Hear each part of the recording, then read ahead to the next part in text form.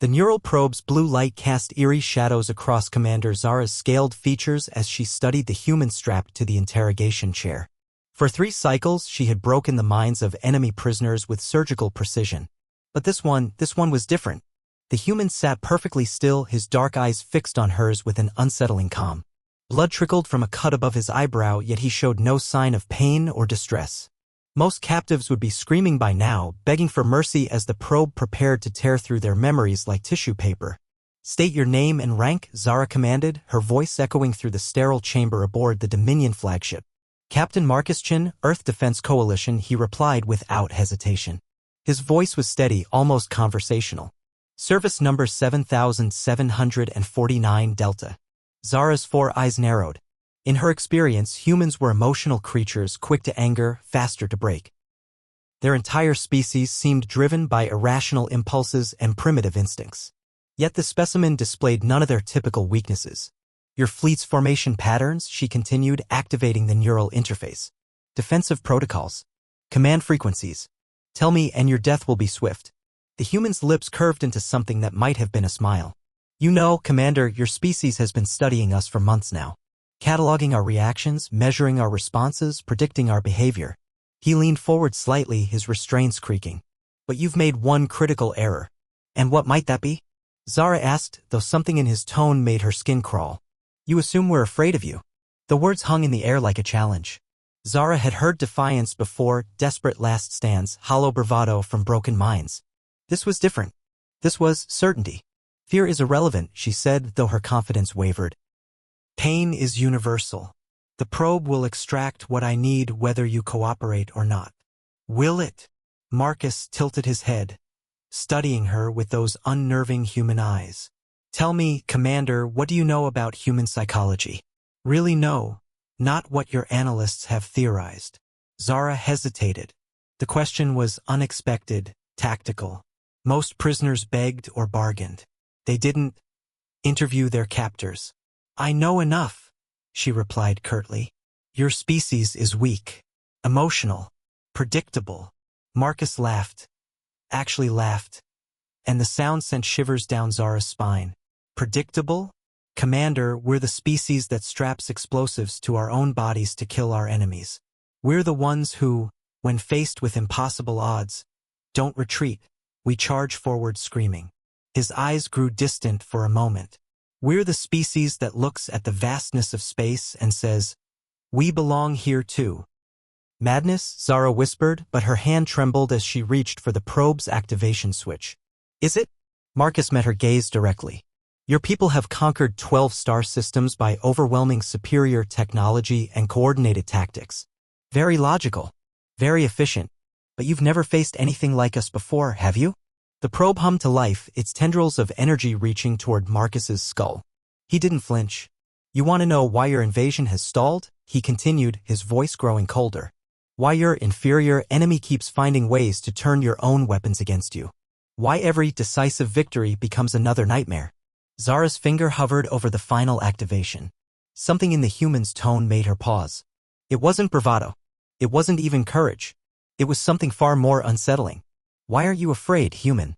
The question escaped her lips before she could stop it. It was the question that had haunted her since his capture, the anomaly that didn't fit her understanding of his species. Marcus was quiet for a long moment, and when he spoke, his voice was barely above a whisper. "Because, Commander, we've already won." Zara's blood ran cold. "Impossible. Your forces are scattered. Your homeworld is under siege.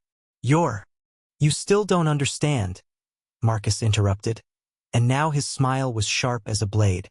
"You think this war is about ships and weapons and territory. You think victory means occupying our worlds and enslaving our people." He leaned forward, his eyes burning with an intensity that made her step back.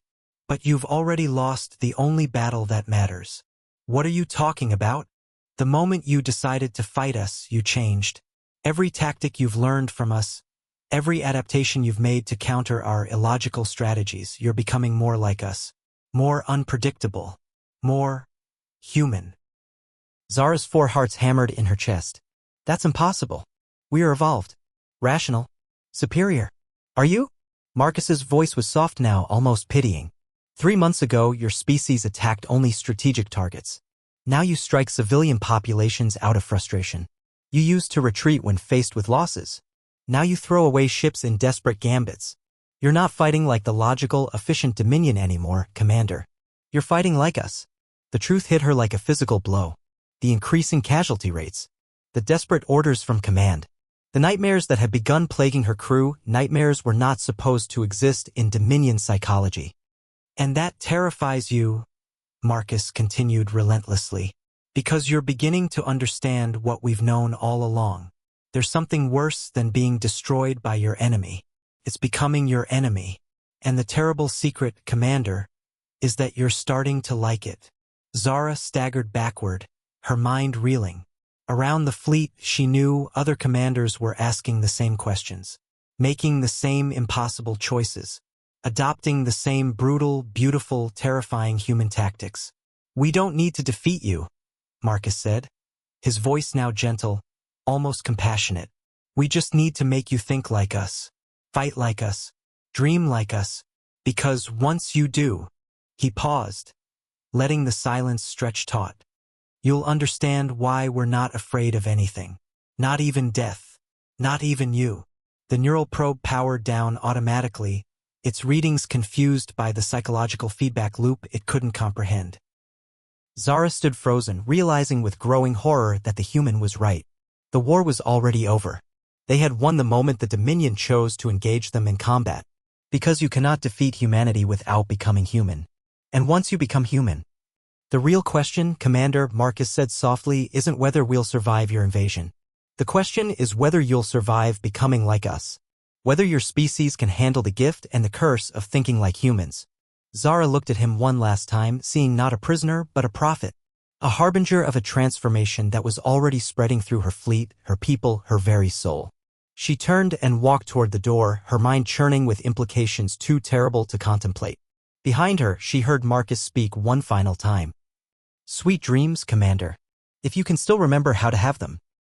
The door sealed behind her with a soft hiss, leaving her alone with the realization that the most dangerous weapon in the universe wasn't technology or firepower.